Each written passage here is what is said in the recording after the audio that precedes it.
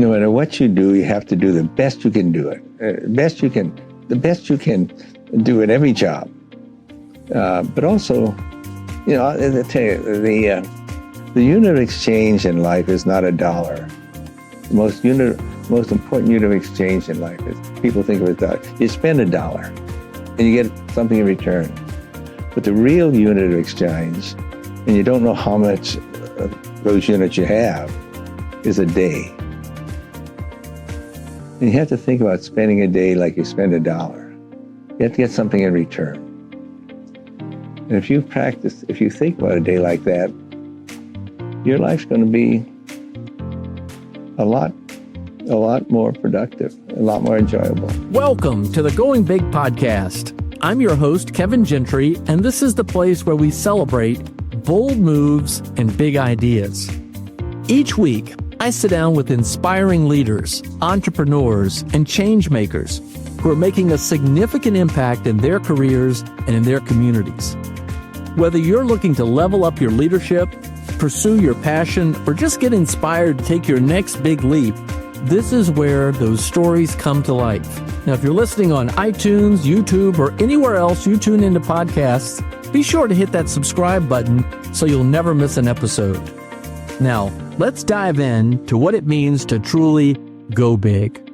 Well, ladies and gentlemen, it is great to be with you today. It is a tremendous treat for me to be interviewing my dear friend, Tom Smith. Tom is an enormously successful investor, generous philanthropist, has a wonderful family. He is a friend to many. Anyone knows him will tell you that with great enthusiasm. And he has a terrific outlook on America and the future, and he just embodies going big in my book. And so it's a treat to be with you, Tom. We're going to have some fun today. I'd like just to kick off with respect to going big. You've had a background in investment. You believe in America. Yes. Is America still a good, smart, long-term investment? And if so, why? Maybe more than ever in the history of the country. Really? Yeah. Our position with regard to every other country in the world is better than it's ever been. Well, what makes America so special in your mind? You're a big America fan. Whenever I visit you, you've got an American flag flying outside your home.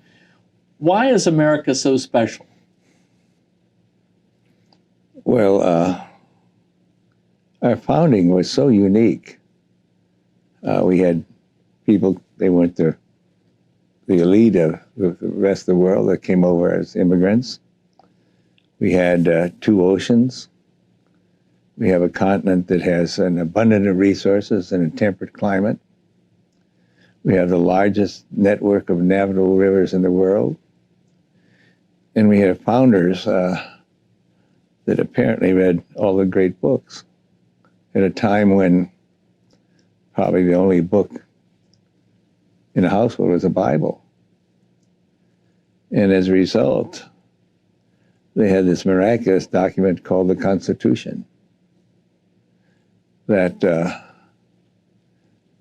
really was very concerned about protecting the electorate against big government.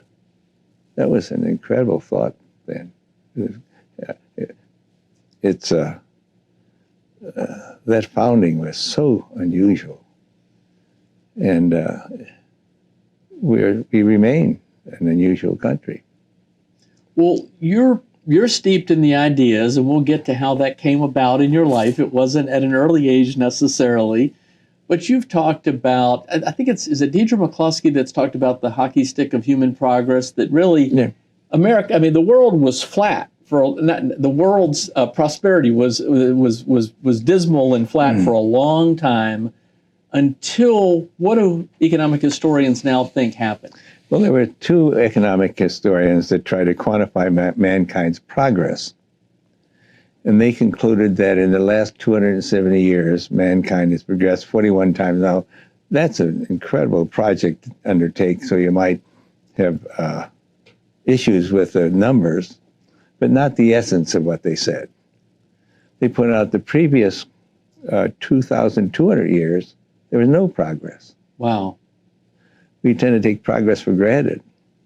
So when I got to thinking about why we had such progress, it occurred to me that the world was a bit more free. And there was,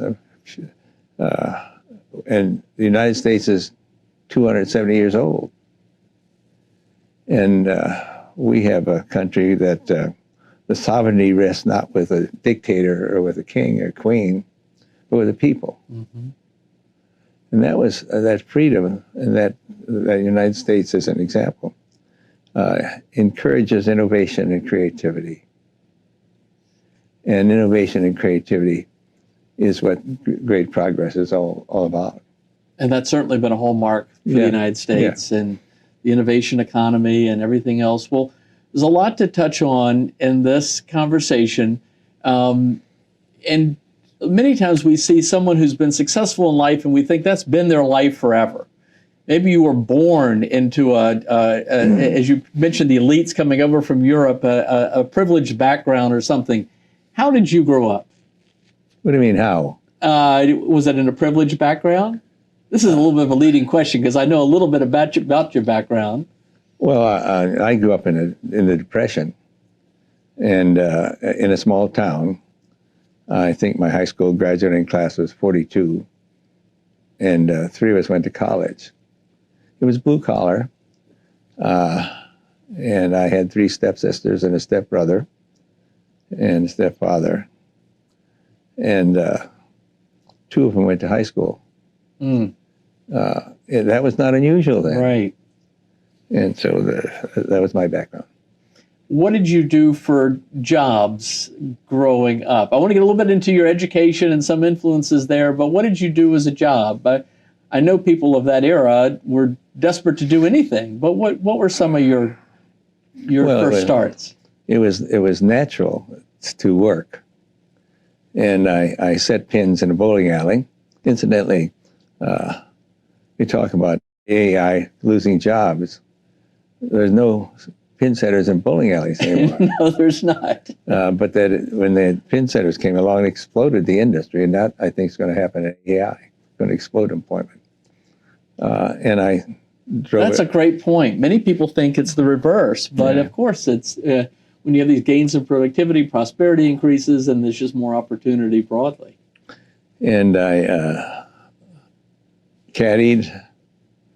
I drove a truck collecting eggs and chickens and horse manure and horses. I worked in a factory. I worked in a cemetery.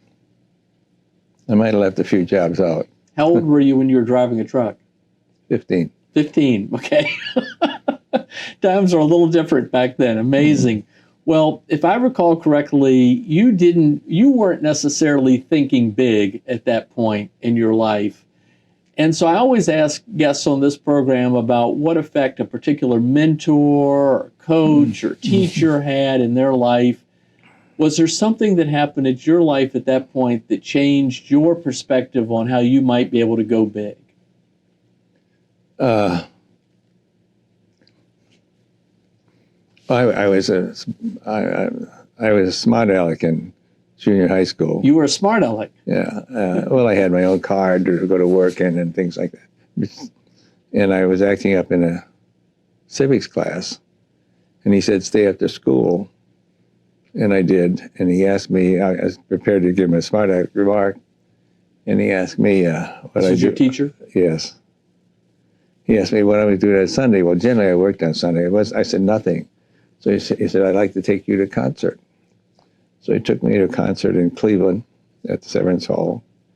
And at the intermission, he said, you should go to college.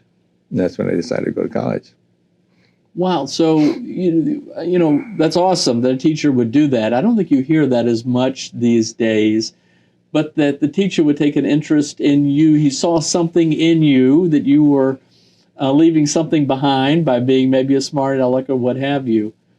Did you go to college as a result? I did. Mm-hmm. Oh, I had to change my personality in classes. So I moved from the back of the class to the front, and I did homework, and I made sure that everybody knew I changed. It took a little while doing, but I did that. And if that teacher hadn't done that? I don't know what would happen. I have no idea. Yeah. So you went to college on an ROTC scholarship, and then you went into the Navy as a naval officer. What was your plan then? Navy for life? How did you see the world then as a result of the changed perspective of going from a small town, blue-collar spot, to college, to the Navy? Well, I was a regular naval officer. Okay. And not a reserve. So I was on the best duties you could have as a regular naval officer, the best ships, and a lot of my captains made admiral. So I was going to stay in the Navy. I knew the Navy and I knew blue collar world. That's what I knew, and I liked it. I had a lot of really fine officers in the Navy, really fine officers. But you didn't. You didn't stay in the Navy. What changed? The first duty I had as an officer, I was on the flagship of the Sixth Fleet, and when we were with the Sixth Fleet, our home port was Ville-France. So that's the Mediterranean coast. That's down along the Riviera, right? It's a nice place. Rather nice duty. And then I had a 12 to 4 watch, in midnight to 4. And the only thing you had happening was sailors were coming off leave, and a lot of them had too much to drink. And I was standing there, and I saw all these lights on the Riviera. And then just a passing thought. I thought, if I stay in the Navy, I'll never know anything about those lights. And that was a passing thought. Say that again. If you stayed in the Navy, you would only know it from the coast, from offshore. I would never know anything. I would never know anything about those lights. And what was behind them? What was living there? Everything about those lights. Everything. Gotcha. And that, I don't think that thought came up again in my mind for a long time. And then a number of years later, I was in the North Atlantic on a destroyer escort, and I had to make a decision. And I had applied to go to flight school, and it was really rough sea. And suddenly, those lights popped into my mind, and I thought, the decision I'm making has to do with a life that's rather well known, exactly what's going to, pretty much what's going to happen for the rest of my career in the Navy, versus a life that's mysterious to me. And so I decided to choose the life that's mysterious. Nice. So, all right. So that's an important theme. I want to return to pursuing the life of the mysterious, the unknown. You've got this curiosity. So my understanding is you went and studied, went into grad school, studied economics, and went into the investment world. Mm-hmm. And you, my understanding is you rose pretty well, but you were working for others, and you made a kind of a decision based on some circumstances to go out on your own when you were relatively young. I think early 40s. You had 4 daughters at home. You decided to do this. What prompted you to step into that world of the mysterious? What was going on that motivated you to move out of what otherwise might have been a very comfortable, financially comfortable life? Well, yeah, I was a regional partner for one investment firm running in California. And then I came back east. I was a managing partner for another firm. And there's a lot of activities that were so counterproductive, a lot of meetings that wasted your time. And so I decided to start my own firm. And with respect to, and I'm sure you weren't profitable right away. There's a lot of risk associated with that. Give us a sense of the feeling of risk. How did your wife and family react to the fact that you quit your job and were starting something like that? Well, I might not have quit my job. I quit or I was fired because I just refused to do something that they asked me to do. So it was one or the other to make a difference. And that I was that job, I was at the top of the Time Life building, big fancy offices. So I came back and I started my firm above my garage. It was an old servants' quarters, and there were 2x4 railings going up there. I put 2 signs on the top: Tower Suite, World Headquarters. Well, that's a big deal. That's a great story, but that may not be as impressionable to the audience without realizing that you then went on to do achieve just extraordinary success in your field. I've asked you, Tom, for what advice you would give to others who are thinking about going out on their own, taking risks, starting a business, working in a business. What do you think are some of the attributes of a well-functioning place to work that really determines success? Is it all knowledge and skills? Well, I didn't think I was taking a great risk. Really? No, I didn't think that at all. I don't think many people would take that risk in their early 40s with a family and just start at nothing. I know some people do, but it's a small percentage. Well, I really didn't think I was taking any risk at all. Because you had confidence? Well, I had been in the investment business for over 10 years, so I had strong convictions on what I wanted to invest in, the kind of investments I wanted to make. And so I didn't think it was risky at all. And I wanted to focus on the process of investing rather than raising lots of money and managing lots of money for lots of people. And so your business model was to invest in others. And do you invest in ideas? Do you invest in businesses? Do you invest in people? What do you invest in? If I could. Well, I don't think there's any one thing. You have to have a company with the right culture, and they have to have a business model that understands the importance of profits, and profits in terms of cash flow, real cash flow, not an accounting profit. So that was sort of the fundamental. What do you mean by culture? Well, the main ingredient in most businesses are people. And you want to help them find who they really are. And listen, they're in business a big chunk of their life. And a culture allows them to become a better person, a more productive person. And the other thing is, I have a class of students that my wife and I were supported for many years in New York, and these are the people who are trying to get an education. They're at the bottom of the scale, and I tell them I'm going to give them a secret on how to success, how to succeed. Okay. I'm going to illustrate this mathematically. I'm going to give you $1,000 a day for 1 month. You mind, that's $30,000. Or I'll give you a penny. Think of yourself as a penny in a world where there are lots of $1,000 people. Okay. $1,000 is a lot more than a penny. It's 100,000 times more than a penny. Right. I'm going to double that penny every day for 1 month. Penny doubled that every day for 1 month is $5.4 million. Wow. What if it's a 31-day month? Now, what does that tell you about how to live your life? Okay, so this is not just the time value of money. This is about how to think about living your life. What do you mean? That's what I use this mathematically to tell these students how a secret and how to succeed. What does that tell you about life? That tells you the importance of growing every day of your life.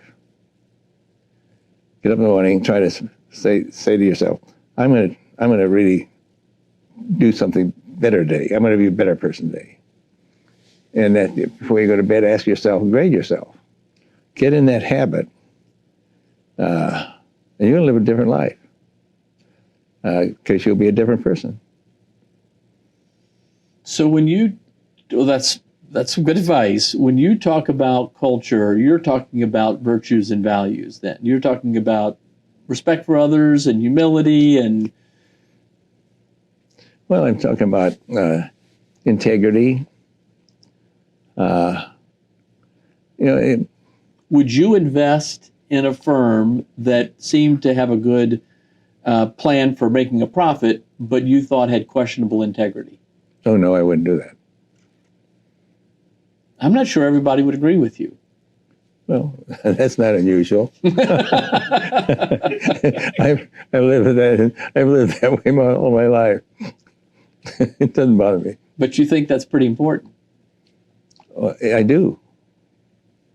I've invested with a lot of really fine people that are really unique and have impeccable integrity, and they're not going to try to shave earnings to make a quarter.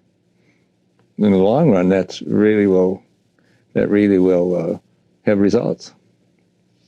Well, to go back to the point I made earlier about the reference to the ideas and the principles that have motivated a lot of your life. You talked about the founding principles of the country. I think you shared with me that you grew up a Democrat. I did. But things changed. You were exposed to some ideas, some people. Tell me a little bit about how that changed with respect to you. I was in my 40s, and I started reading Friedrich Hayek. Wow. Did somebody recommended that? Not everybody stumbles upon Hayek. No, I had a number of books I wanted to read, and that was one of them. And even now, when I think of the first exposure to Friedrich Hayek, I get chills in my back, because he was so thoughtful, and especially in not just the Road to Serfdom, but his Nobel Prize address was entitled "The Pretense of Knowledge," in which he pointed out that the intellectual class, which he said people with education and authors and people like that professionals, he says they tend to have the fatal conceit. They think they know more than is knowable. Mm-hmm. That was because I always trying to figure out, how come I don't know as much as I should know? And Hayek gave me a little bit more comfort in that regard. And that changed my thinking. And I didn't necessarily become a Republican then, but I didn't. I left the Democratic Party. With Pat Moynihan, I recall you were his finance chairman. He was an interesting guy, very smart guy, an intellectual, grounded in the ideas. How did that partnership with him work with you? Well, I wasn't his finance chairman, but I was on the executive committee. Okay. And they became very close friends. We had lots of dinners together. Wow.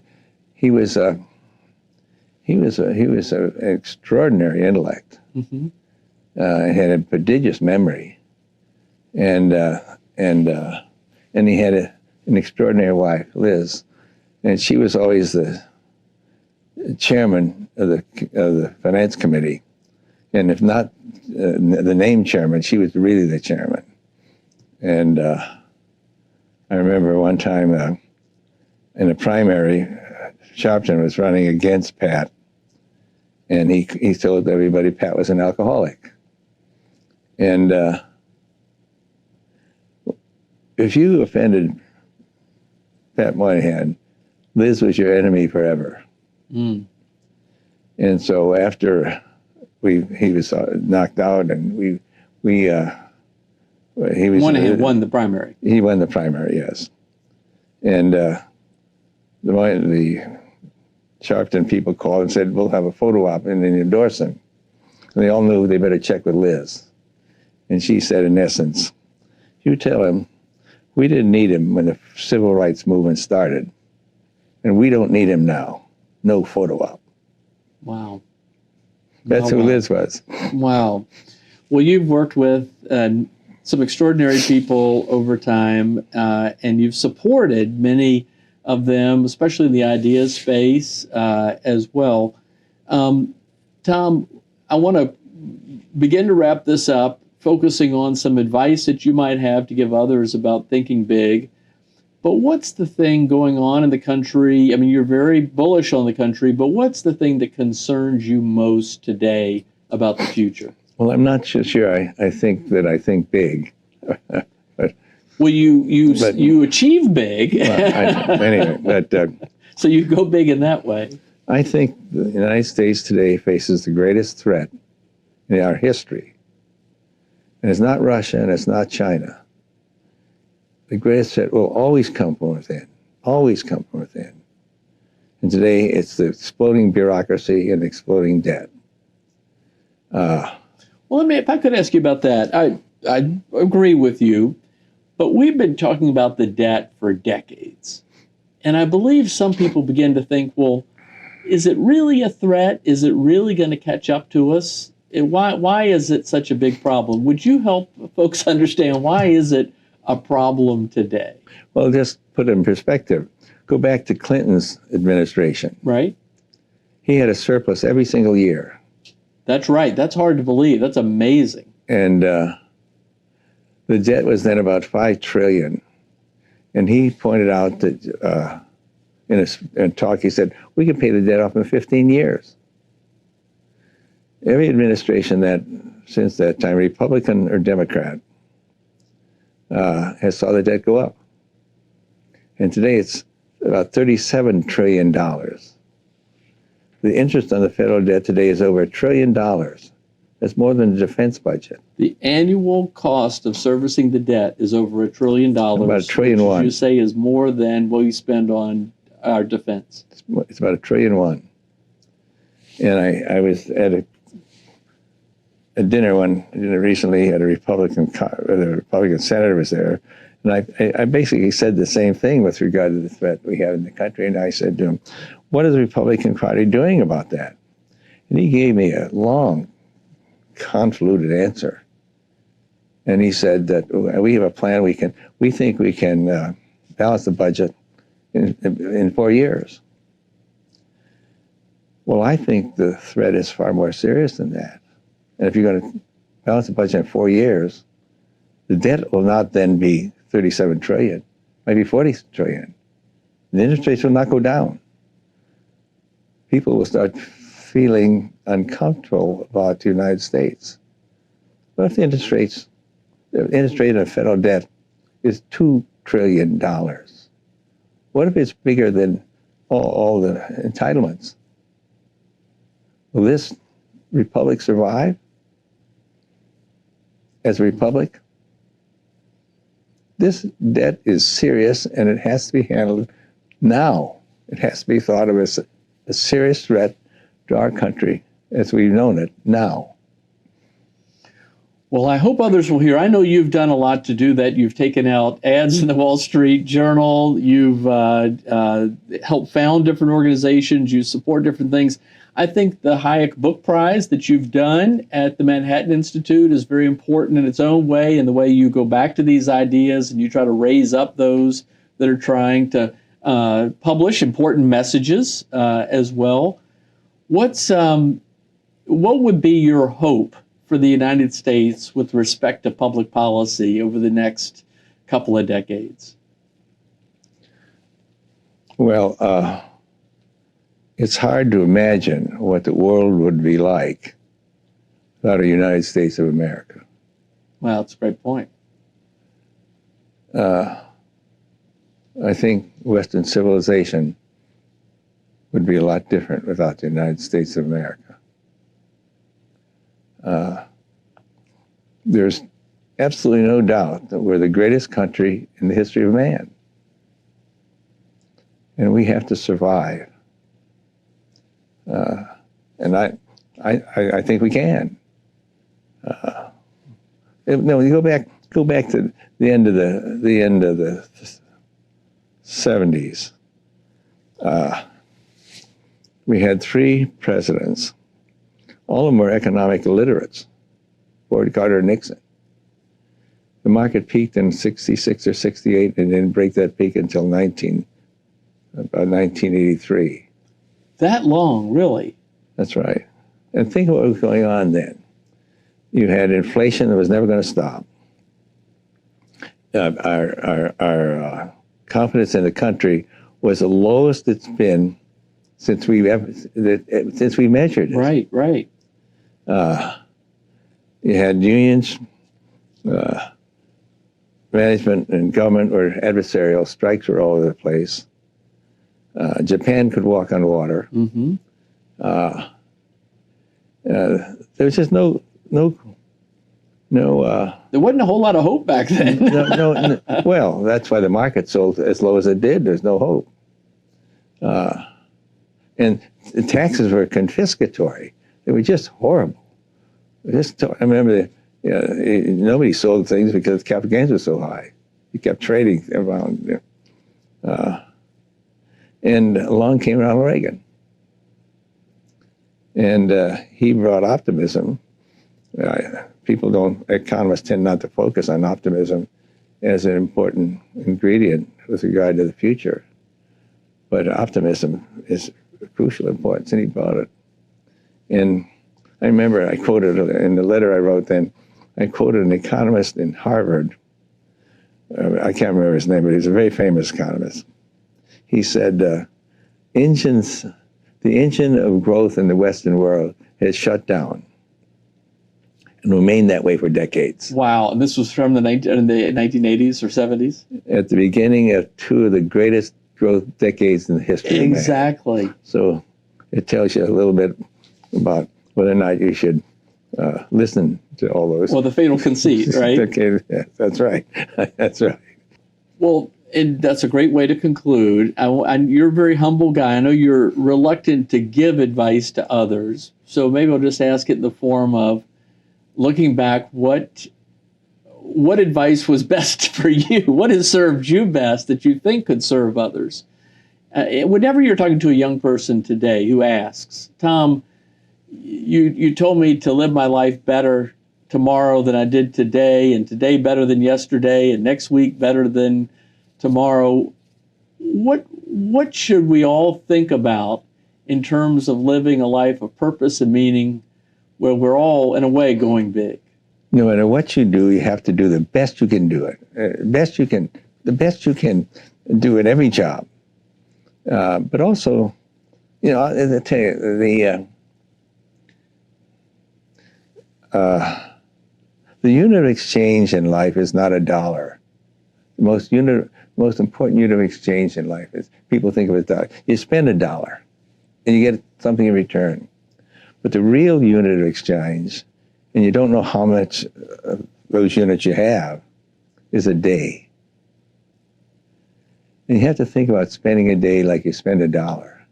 You have to get something in return. And if you think about a day like that, your life's going to be a lot more productive, a lot more enjoyable. Well, ladies and gentlemen, if you caught some of those recommended readings, Friedrich Hayek, you should check it out if you don't, Hayek. The Road to Serfdom is the classic, but as you say, the Nobel Prize address where he talks about the fatal conceit, the pretense of knowledge, is very important as well. Check out the winners of the Hayek Prize at the Manhattan Institute if you're looking for some good reading. There's some really good books there over the years. And Tom, it's just what a great pleasure to be inspired by you over the years. And thank you for helping inspire a few more today. Thank you. Thank you very much. Thanks for tuning in to the Going Big podcast. I hope today's conversation left you feeling energized and ready to tackle your biggest goals. Don't forget to subscribe and leave us a review on iTunes, YouTube, or wherever you listen to podcasts. It really helps spread the word, and it gets these inspiring stories out to more people. You can also find more content, resources, and updates at our website, goingbigpodcast.com. Remember, the only limits are the ones you don't challenge, the limits that you impose on yourself. Keep pushing, keep growing, and above all, keep going big. See you next time on the Going Big podcast.